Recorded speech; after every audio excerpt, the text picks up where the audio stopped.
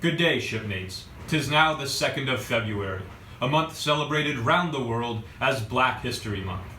It was President Gerald Ford, a former U.S. Navy officer, who, in the February of our nation's bicentennial, urged Americans to seize the opportunity to honor the too often neglected accomplishments of Black Americans in every area of endeavor throughout our history.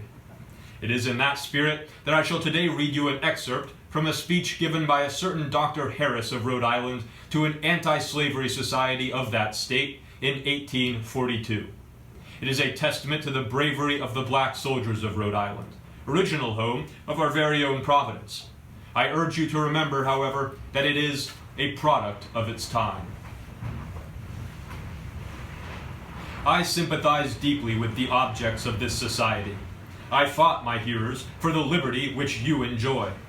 It surprises me that every man does not rally to the sound of liberty and array himself with those who are laboring to abolish slavery in our country. The very mention of it warms the blood in my veins, and, old as I am, makes me feel something of the spirit and impulses of '76. Then liberty meant something. Then liberty, independence, freedom were in every man's mouth. They were the sounds at which they rallied and under which they fought and bled. They were the words which encouraged and cheered them through their hunger and nakedness and fatigue in cold and in heat. The word slavery then filled their hearts with horror. They fought because they would not be slaves. Those whom liberty has cost nothing do not know how to prize it.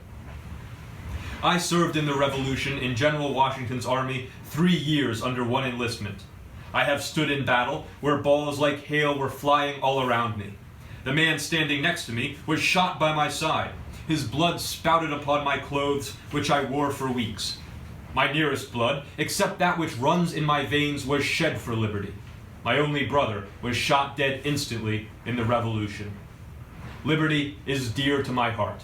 I cannot endure the thought that my countrymen should be slaves. When stationed in the state of Rhode Island, the regiment to which I belonged was once ordered to what is called a flanking position. That is, upon a place which the enemy must pass in order to come round in our rear to drive us from the fort. This pass was everything, both to them and to us. Of course, it was a post of imminent danger. They attacked us with great fury, but were repulsed. They reinforced and attacked us again with more vigor and determination, and again were repulsed.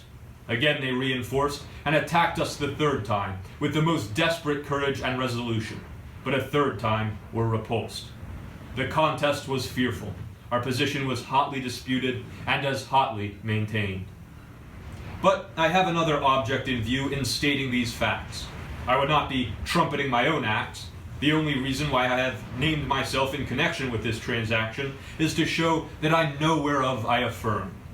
There was a black regiment in the same situation. Yes, a regiment of Negroes fighting for our liberty and independence. Not a white man among them, but the officers, stationed in this same dangerous and responsible position.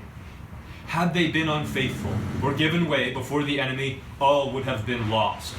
3 times in succession were they attacked, with most desperate valor and fury by well-disciplined and veteran troops, and 3 times did they successfully repel the assault and thus preserve our army from capture. They fought through the war. They were brave, hardy troops. They helped us to gain our liberty and independence. Now, the war is over. Our freedom is gained. But what is to be done with these colored soldiers who have shed their best blood in its defense? Must they be sent off out of the country because they are black? Or must they be sent back into slavery now that they have risked their lives and shed their blood to secure the freedom of their masters? I ask, what became of these noble colored soldiers? Many of them, I fear, were taken back to the South and doomed to the fetter and the chain. Well, an inspiring, although deeply sad address. Although Dr. Harris does not specifically name the unit to which he refers, it is very probably the 1st Rhode Island Regiment, one of the few units to fight throughout the entire war, and one comprised primarily of black soldiers. During the Battle of Rhode Island in 1778, the 1st Rhode Island Regiment successfully held their position against 3 successive attacks by Hessian forces. The Marquis de Lafayette would later call the battle the best fought action of the war.